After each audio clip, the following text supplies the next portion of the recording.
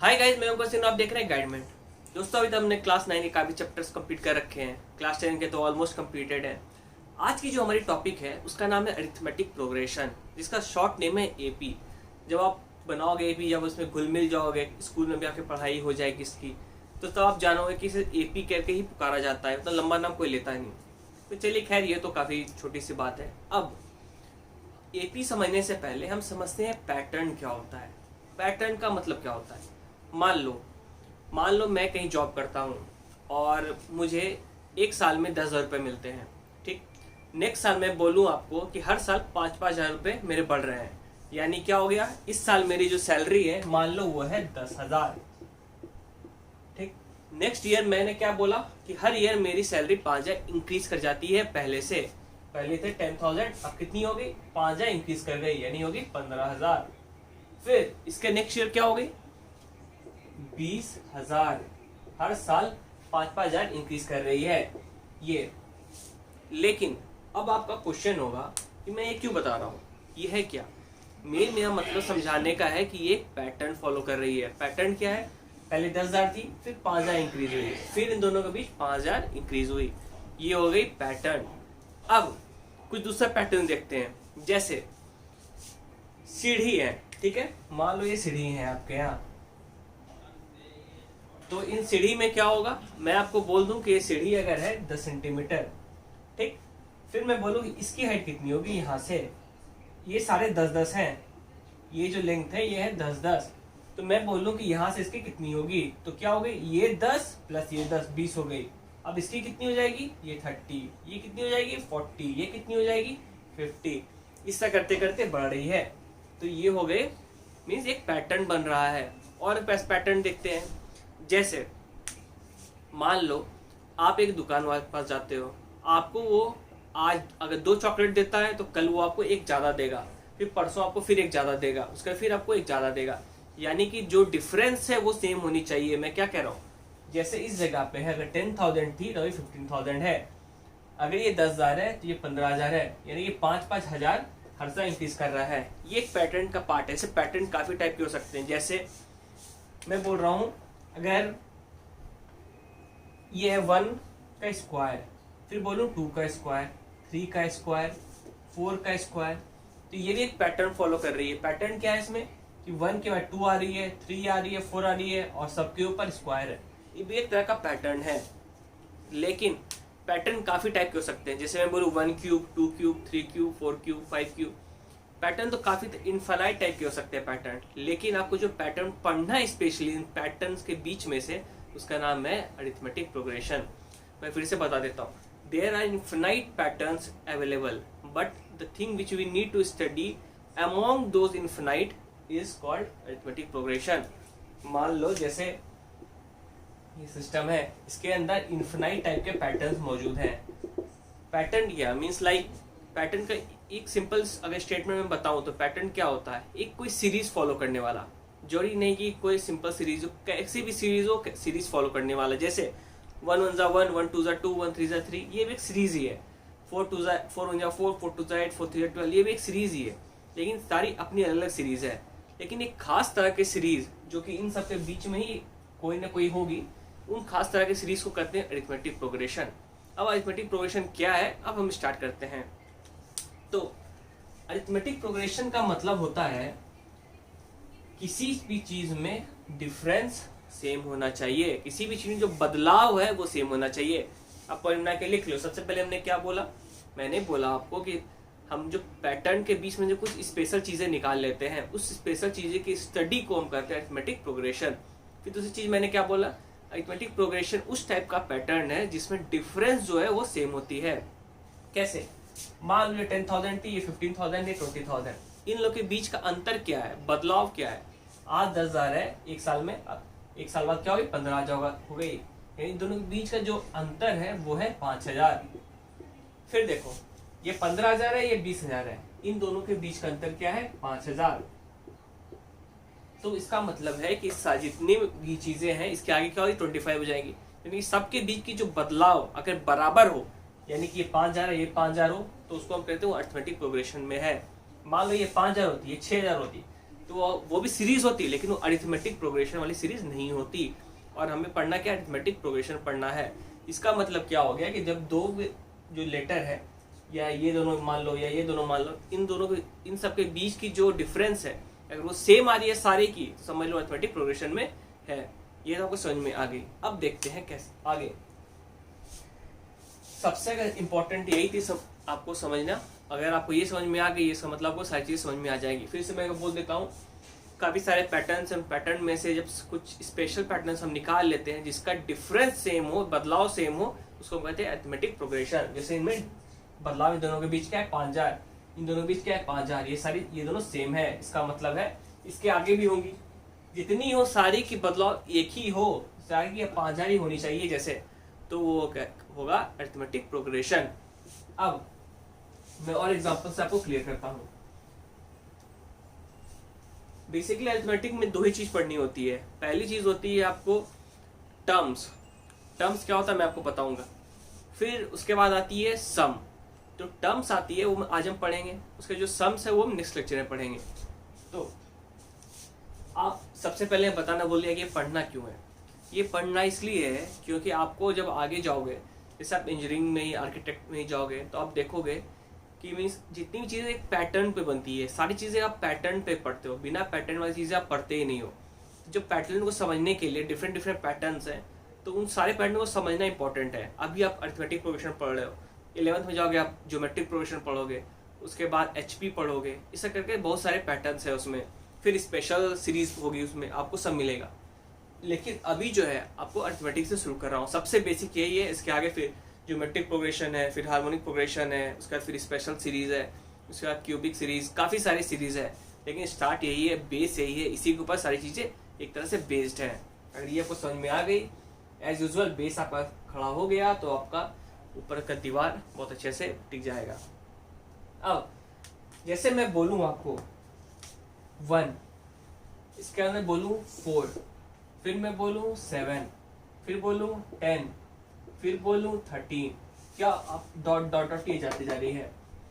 तो इसमें क्या क्या चीज़ आप देख रहे हो। आप बोलोगे, मैं पूछूंगा कि सबसे पहली टर्म कौन सी है। इसमें टर्म क्या होता है, पहले टर्म का मतलब होता है 1 term, 2 term, 3 term, 4 term, 5 term. मैंने आपको क्वाड्रेटिक जब पढ़ाया था पॉलिनोमियल्स के बाद, तो भी मैंने बताया था टर्म्स कैसे काउंट करना है आपको।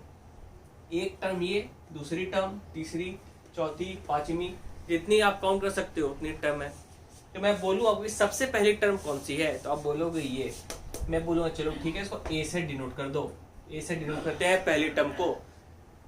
ये क्या हो गई 4। अब देखो सबसे पहले कि ये कौन से सीरीज में है, क्या ये अरिथमेटिक प्रोग्रेशन में है। तो चेक कैसे करते हैं अरिथमेटिक प्रोग्रेशन, चेक करते हैं दोनों के बीच का अंतर निकाल के या डिफरेंस निकाल के। कैसे डिफरेंस निकालेंगे, 4 - 1 3, 7 - 4 3, 10 - 7 3, 13 - 10 3, यानी कि सारी ये बराबर है, यानी कि अरिथमेटिक प्रोग्रेशन में है। अब आगे बढ़ना है हमें। आप बोलोगे कैसे 3 अप्लाई, बस करना क्या है, जो बाद वाली टर्म है उसमें ये घटा देना है। जैसे बाद में 4 है, पहले 1 है, तो 4 - 1 करना है। फिर जैसे इसमें 7 है, फिर 4 है, 7 - 4 करना है। 10 है, 10 में 7 घटा देना है। फिर 13 में 10 घटा देना है। ये चीज़ें इसलिए इंपॉर्टेंट है, ये बात समझना है क्योंकि आगे आपको काम आएगी। बाद वाले टर्म से पहला वाला टर्म घटा देना है, उसी को डिफरेंस कहते हैं। ये हो गए पहला टर्म को ए कहा जाता है। ये 3 है, इसको कहेंगे डिफरेंस, डी।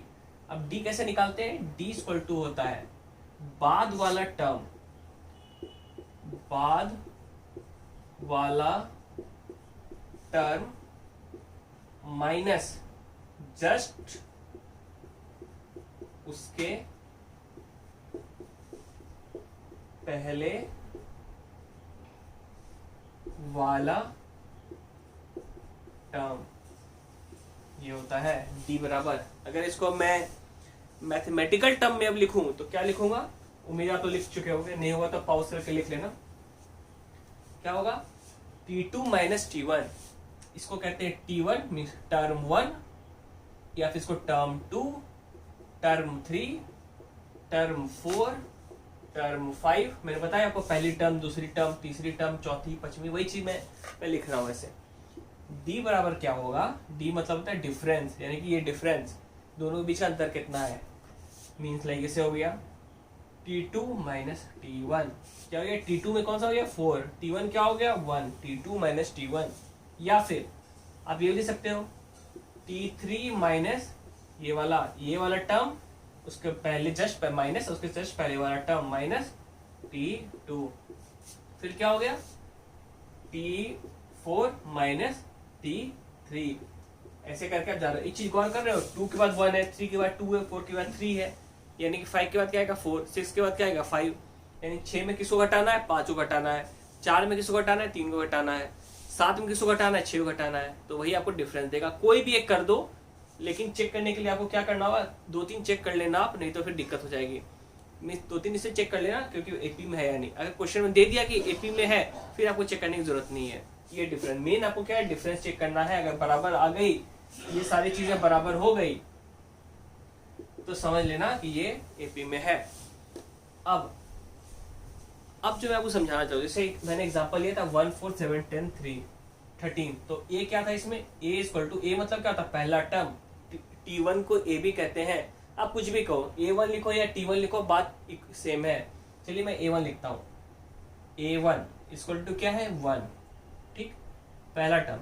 दूसरा टर्म A1 लिखो या T1 लिखो, कोई दिक्कत नहीं है। चलो मैं T1 इसको A1 ही कर देता हूँ, कोई दिक्कत नहीं है। A1 मीन्स पहला टर्म, A2 A3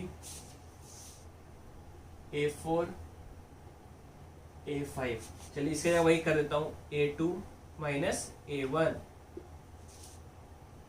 फिर A3 minus A2, A4 minus A3, ठीक है। अब A1 1 है, मीन्स पहला टर्म 1 है, सेकंड टर्म कौन सा है 4 है, ठीक, थर्ड टर्म कौन सा है 7 है, फोर्थ टर्म कौन सा है 10 है, फिफ्थ टर्म कौन सा है 13 है।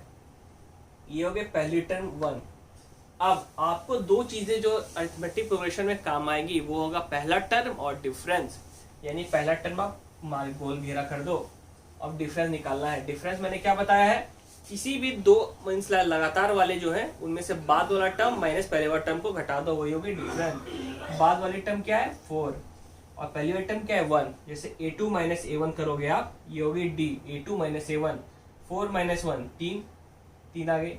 या फिर A4 माइनस A3 करोगे, या A3 माइनस A2 करोगे, A3 माइनस 2 7 माइनस 4 3, फिर या फिर A4 माइनस A3 करोगे 10 माइनस 7 3, इस तरह हो गई। यानी कि आपको A1 मिल गई और डिफरेंस इक्वल टू 3, ये दोनों चीजें मिल गई हैं आपको। ये हो गया आपका दो मेन चीज। यानी आपको मैंने क्या क्या बताया, सबसे पहले अरिथमेटिक क्या होती है ये बताया मैंने, कि किसी भी इनफाइनाइट टाइप ऑफ जितनी भी टाइप ऑफ सीरीज होती हैं, उनमें से कुछ स्पेशल सीरीज निकालते हैं जिसकी डिफरेंस सेम होती है, डिफरेंस सेम होती है, उसी को हम कहते हैं अरिथमेटिक प्रोग्रेशन। अब जो है उसमें दो चीजें इंपॉर्टेंट है। पहली चीज है ये नंबर है, टर्म्स कहते हैं। टर्म्स को कैसे डिनोट करते हैं, ये A1 A2, फर्स्ट टर्म को A1, फिर दूसरे को A2 A3 A4 A5। बहुत कोई फर्स्ट टर्म को A0 भी कहते हैं, लेकिन आप A1 ही कहना अच्छे समझ के लिए, ठीक है। A1 A2 A3 A4 A5। फिर A1 जैसे मैं बोलूँ, आपको दो चीजें जरूरत होती हैं, पहले A1 की, अब D की। इतनी चीजें मैंने आपको बताया अभी। अब मैं आपको एक चीज बताता हूँ, जनरल फॉर्म ऑफ AP। ये तो एग्जाम्पल से भी चल रहे थे। अब मैं लिखूं तो लिखूंगा जनरल फॉर्म ऑफ AP। ये बहुत इंपॉर्टेंट चीज है। जनरल फॉर्म ऑफ AP क्या होता है, मैं आपको एग्जांपल से ही प्रूफ कर दूंगा। सबसे पहले मैं आपको क्या बोलता है, A1 क्या है 1, ठीक। फिर मैं बोलूं A2 क्या है, A2 हो गई 4, ठीक। मैं A2 को लिख सकता हूं 1 प्लस D कितनी है 3 है, लिख दूं 1 प्लस 3, कोई दिक्कत नहीं है। या फिर से मैं लिख सकता हूं 1 के जगह A1 प्लस D, कोई दिक्कत नहीं है। क्यों, A1 जब 1 है, A2 4 है, तो 4 की जगह मैं क्या लिख सकता हूँ, 4 के जगह मैं लिख सकता हूँ A1 1 प्लस 3, 1 प्लस 3 क्या हो गया 4 हो गया। यानी कि 1 क्या है A1, यानी A2 equal to A1 plus D। अब मैं बोलूं आपको A3 क्या वैल्यू 7 है। 7 को मैं क्या लिख सकता हूँ 1 + 6, ठीक है। 1 मैं क्यों लिख रहा हूँ यहाँ पे, 1 मैं इसलिए लिख रहा हूँ क्योंकि 1 है A1 फर्स्ट टर्म। मैंने आपको बताया 2 ही टर्म मेरे पास इंपॉर्टेंट है, मैंने क्यों बताया था आपको ये समझ में आ रहा होगा। पहला A क्या है, फर्स्ट टर्म क्या है और डिफरेंस क्या है। फर्स्ट टर्म की जगह 1 था इसलिए मैंने 1 कर दिया। फर्स्ट टर्म 5 रहता अगर तो मैं यहाँ 5 लिखता, 5 प्लस कुछ लिखता या 5 माइनस कुछ लिखता। तो क्या हो गया 1 + 6, 6 किसका है, 6 का मतलब हो गया A1 + 2 × D तो 3 है। 1 + 2 × 3 = 6 यानी 7। यानी कि मैं अगर A4 लिखूं, A4 का क्या वैल्यू है 10 है, तो लिख सकता हूँ A1 + 9। A1 क्या है 1 है, 9 का मैं क्या लिख सकता हूँ A1 + 3D। यानी इसका मतलब क्या हुआ, आप एक चीज गौर करोगे, अगर मैं बोलूं कि जितने भी एपी के टर्म है, नोट कर लिया हो आपने, जितने भी एपी के टर्म है मैं उसे लिख सकता हूं एपी के टर्म। मान लो इसको डिनोट करते हैं एन से, एन मतलब होता है n number of terms, n लगातार टर्म है। N number means like countable नहीं है, मीन्स लाइक एन टर्म्स हैं आपके पास। जैसे आपको बोलता मैं ax means like x number of terms, unknown है वेरिएबल, उसी तरह n वेरिएबल है। मैं लिख सकता हूँ A1 प्लस ये हो गई general plus general means general term A1 + D, A1 + 2D, A1 + 3D, A1 + 4D plus dot dot dot, ये होती है जनरल टर्म। ये आपको नोट कर लो, जब मैं एग्जांपल दूंगा तो क्लियर हो जाएगी। और जैसे इस केस में देखते हैं, ए मान लो 4 ही टर्म हमें निकालना है, यानी कि ए एन कितनी है 4 है, 4 टर्म है। A1 क्या हो गया यहाँ पे 1 है, ठीक। A2 क्या हो जाएगी, लाइट कट गई है लेकिन थोड़ा बेयर कर सकते हो, मुझे उम्मीद है आपको दिख रहा होगा। A2 क्या हो गई A1 + D, A1 क्या है 1 + D क्या है 3 यानी कि 4। A1 क्या है, फिर ये थर्ड टर्म क्या है A3 की जगह है 1 + 2 × 3, ठीक है। फिर उसके बाद क्या है 1 + 3 × 3, इस तरह करके होगा। आप एक बात कॉप कर रहे हो, जब फर्स्ट टर्म को लिखेंगे A1, सेकंड टर्म को लिखेंगे A1 + D, थर्ड टर्म को लिखेंगे A1 + 2D। अगर थर्ड है तो 2 होगा, फोर्थ टर्म है तो 3D, फिफ्थ टर्म है तो 4D। अगर मैं बोलूँ n है, nth टर्म में क्या होगा, यानी कि सबसे लास्ट टर्म में क्या होगा, हो जाएगा A1 + n - 1 × D। अब ये क्यों आया, ये इसलिए आया क्योंकि पहला टर्म है 1, ठीक है। सेकंड टर्म है A1 + D, सेकंड टर्म में 1D आ रहा है, थर्ड टर्म में 2D आ रहा है, फोर्थ टर्म में 3D आ रहा है, तो nth टर्म में क्या होगा n - 1D आएगी। अगर आपका फर्स्ट टर्म में कुछ नहीं आ रहा, सेकंड टर्म में 1D आ रहा है, अगर सेकंड है तो 1 आ रहा है D, थर्ड टर्म है तो 2D, फोर्थ टर्म है तो 3D, तो nth टर्म है तो n - 1 × D। ये चीज हो गया n - 1 × D, ये हो गया फॉर्मूला। अब जैसे आपको प्रूफ करना है कुछ भी, मैं आपको बोलूं कि आपको थर्ड टर्म निकालना है, थर्ड टर्म क्या है 7 है, मान लो A3 = 7 है, ठीक। आपको प्रूफ से कर दूंगा, आपको बोलो थर्ड टर्म निकालने, आप क्या करना, बस n की जगह 3 पुट कर देना, मतलब थर्ड टर्म आपको निकालना है। थर्ड = यहाँ ले देता हूँ, यहाँ पे 3 = 7 आप देख ही रहे हो। A3 = क्या बोलूंगा A1 + n - 1 × D। A1 क्या है 1 + n - 1 × D, n क्या है, आपको n को बोल रहा हूँ 3 पुट करने हैं, 3 - 1 × D, D क्या आ गया 3, हो गया 1 + 2, 3 - 1 2 × 3 यानी कि 7। देख लो A3 = 7, ये फॉर्मूला। अगर मैं बोल रहा हूँ आपको A5 निकालने, चलो A5 नहीं, हाँ 5 तक मैंने लिखा है, A5 निकालें, क्या हो गया A5, इसमें पुट करना है n की जगह 5 यानी A1 क्या है वैल्यू 1, इसलिए मैंने कहा था कि सिर्फ A और D इंपॉर्टेंट है। 1 + n - 1 × D, n कितना है 5 - 1 × D कितना है 3 है, 1 + 4 × 3 यानी कि 13 आ गई। आप सोचोगे कि D कैसे निकालते हैं, D का खेला क्या है। D एक्चुअली क्या है, D आपकी पॉजिटिव भी हो सकती है, नेगेटिव भी हो सकती है, या 0 भी हो सकती है, कुछ भी हो सकती है D। यहाँ पे पॉजिटिव है D यानी प्लस में इंक्रीज हो रहा है, 1 + 3 4, 4 + 3 7 लेकिन ऐसा भी हो सकता था कि 13 से स्टार्ट होता है, ऐसा भी हो सकता था कि इसके जगह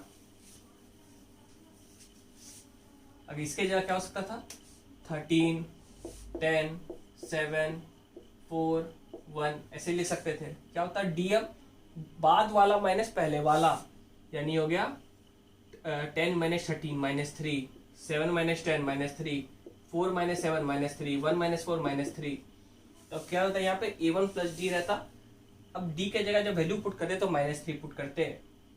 जैसे यहाँ होता 1 minus 3, 1 minus 2 into 3, 1 minus 3 into 3 ऐसी होती है। सिर्फ D के जगह माइनस, जो भी साइन है वो पुट हो जाता। यहाँ भी वही चीज होती है, -D आ जाती D के जगह, कोई दिक्कत नहीं है। ये है नॉर्मल आपकी सॉल्यूशन। वैसे इतना दूर, आज इतना दूरी। नेक्स्ट क्लास में हम कुछ क्वेश्चंस करेंगे इसके ऊपर अच्छे वाले, और हम फिर सम्स पढ़ेंगे इसके बारे में। ये काफ़ी सिंपल और इंटरेस्टिंग चैप्टर है, आप अच्छे से पढ़ोगे तो। बस आपको इतना ही पढ़ो अभी जितना मैंने पढ़ाया है, लेक्चर 1 है। आपको कोई डाउट हो तो आप कमेंट सेक्शन में पूछ सकते हो, या फिर हमारी जो फ्री में व्हाट्सएप एक्सेस है, लाइक मेरा नंबर है 9674223005। हम फ्री में क्विज कराते हैं, डाउट क्लियरिंग कराते हैं, और भी काफ़ी सारी चीज़ें, नोट्स प्रोवाइड करते हैं, और हमेशा अवेलेबल रहता हूँ आपके लिए। लड़कों के लिए अलग ग्रुप है, लड़कियों के लिए अलग ग्रुप है, बिल्कुल फ्री ऑफ कॉस्ट। तो नंबर मैंने आपको बता दिया और लिंक में भी रहेगा। तो फिर मिलते हैं नेक्स्ट वीडियो में। अगर आपको वीडियो पसंद आया हो तो इस वीडियो को लाइक करें, थोड़ा शेयर करें, और न्यू हो तो सब्सक्राइब करें और दोस्तों से करवाएं भी। फिर मिलते हैं, थैंक यू।